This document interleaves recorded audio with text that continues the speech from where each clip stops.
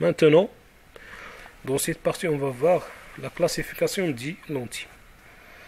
On va voir deux sortes de lentilles. On peut classifier les lentilles géométriquement et on peut classifier les lentilles physiquement. On commence par la classification géométrique. Bien sûr, il faut voir le document 1, page 134 du manuel étincelle.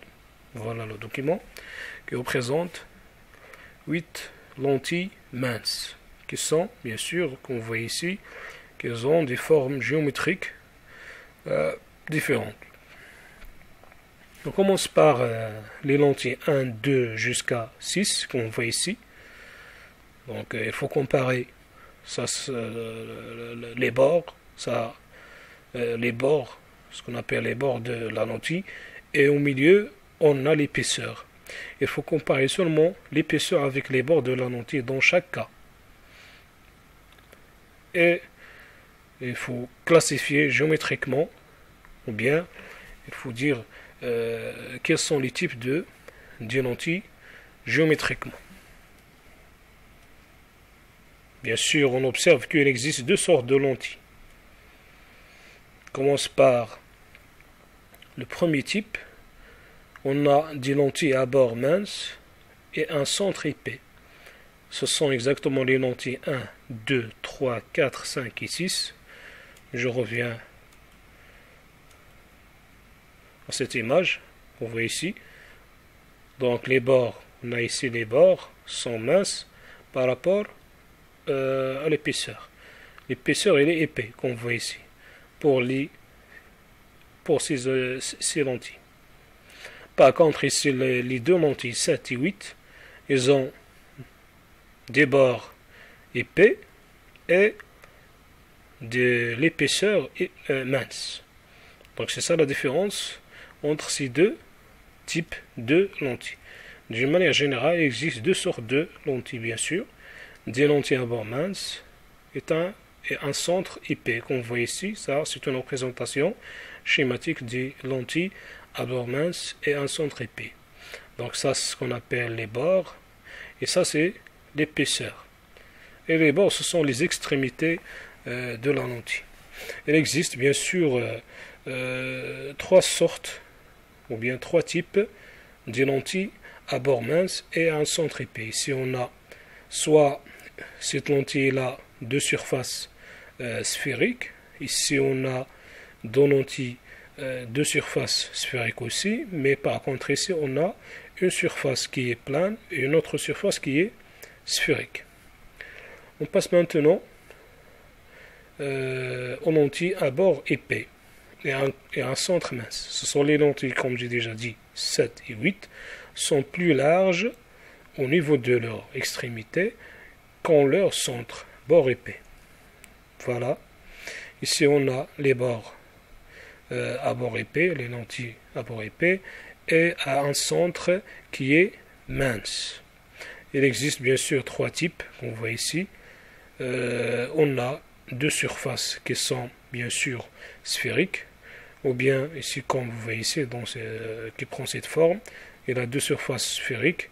Par contre, ici, il a une surface qui est plane et une autre surface qui est sphérique. En général,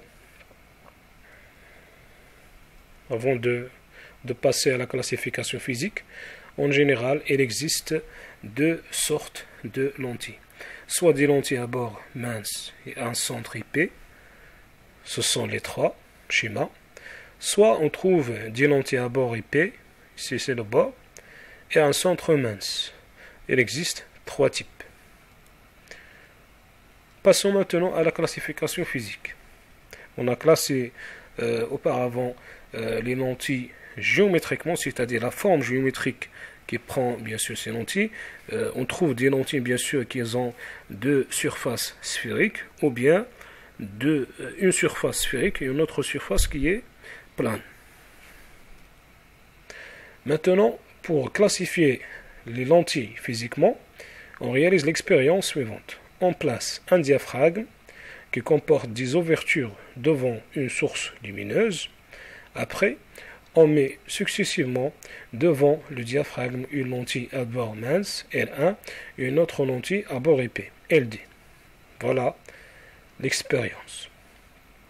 C'est ça la première expérience, bien sûr, c'est le document 2. Il faut voir le document 2 page 134 du manuel étincelle. Et c'est ça la représentation schématique. On a déjà vu la forme géométrique d'une lentille à bord mince et à un centre épais. Voilà. Et là, deux surfaces. Une surface qu'on voit ici, c'est une surface qui est plane. Et ça, c'est une surface qui est sphérique. D'accord? Ici, bien sûr, on place un diaphragme. Un diaphragme, c'est un diaphragme qui comporte, c'est-à-dire qui donne des rayons lumineux cylindriques. Comme vous voyez ici, un fissure cylindrique. D'accord? Donc, comme vous voyez ici, les rayons se convergent. C'est-à-dire, lorsque ces rayons cylindriques traversent ce type de lentille, se convergent vers un seul point. Ça, c'est le premier type. C'est la classification physique des lentilles à bord mince et un centre épais. Par contre, le deuxième type, ici on a une lentille à bord épais et un centre mince. Comme vous voyez ici, bien sûr, on émet successivement devant le diaphragme une lentille à bord, ici à bord épais. Comme vous voyez ici, les rayons, lorsque ces rayons lumineux traversent cette lentille, se divergent. D'accord? S'écartent. C'est ça la représentation. C'est la forme géométrique de cette lentille à bord épais et un centre mince. D'accord? Il a deux surfaces. La surface qui est plane et une surface qui est sphérique. Comme j'ai déjà dit que les rayons lumineux parallèles, lorsque chaque rayon, je commence par ce rayon qui ne passe pas par le centre, donc s'écarte, qu'on voit ici, vers le haut, et le rayon en bas s'écarte vers le bas. Par contre, le rayon lumineux qui passe par le centre s'appelle l'axe optique. C'est la même chose pour cette lentille à bord mince. Le rayon qui passe par le centre ne se divise pas. Ça s'appelle, c'est un axe principal optique de la lentille.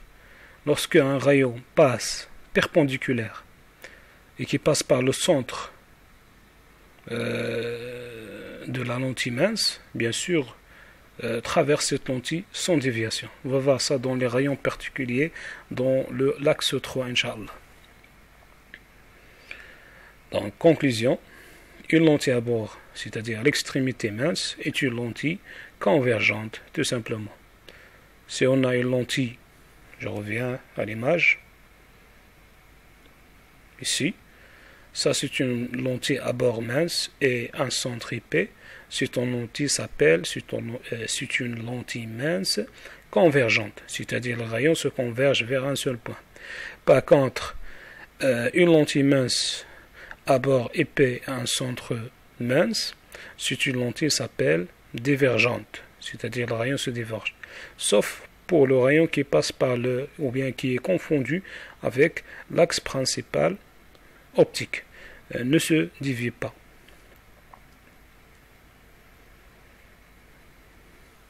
Ici, une lentille à bord épais est une lentille divergente. Il diverge, s'écarte le faisceau cylindrique, tout simplement. Donc, avant de passer à la représentation, je répète l'explication de ces deux lentilles minces. On distingue entre deux sortes de lentilles. Je répète, une lentille mince à bord épais et un centre mince s'appelle une lentille physiquement, c'est une lentille divergente. Par contre, une lentille qui se caractérise par qui a des bords minces et un centre épais s'appelle une lentille convergente, tout simplement. On passe maintenant à la représentation symbolique d'une lentille mince. On modélise les lentilles minces par les symboles suivants. Regardez bien. Donc, au lieu de dessiner la forme géométrique de chaque lentille, tout simplement, on dessine une droite perpendiculaire sur l'axe optique. Et on a ici la flèche, les deux flèches, comme indiqué dans ce schéma. Donc ça, c'est une représentation symbolique d'une lentille convergente. Et bien sûr, l'axe principal, ou bien l'axe optique, bien sûr, il est horizontal et qui est perpendiculaire sur la représentation symbolique de la lentille convergente. Ici, c'est ça la représentation de la lentille divergente.